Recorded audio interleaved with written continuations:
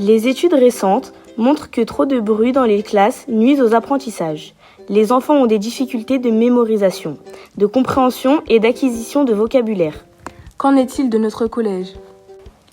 Nous avons donc voulu mesurer le niveau d'intensité sonore dans différents endroits du collège. Pour cela, nous avons utilisé un sonomètre qui mesure le niveau d'intensité sonore en décibels.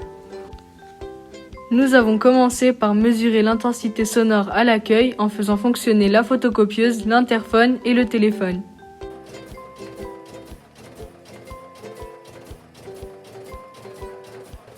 Nous voyons qu'à l'accueil, l'intensité sonore peut monter jusqu'à 79 décibels.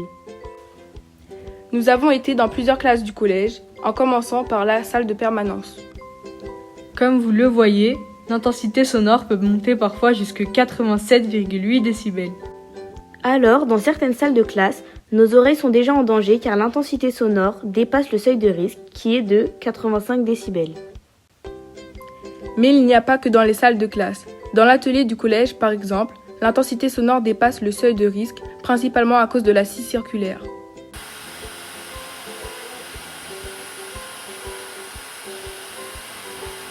Heureusement, des solutions existent pour protéger nos oreilles. Dans certains métiers bruyants, on peut déjà mettre un casque de sécurité. Ne mettez pas le son à fond dans vos écouteurs, faites des pauses et si vous allez à un concert, éloignez-vous des enceintes.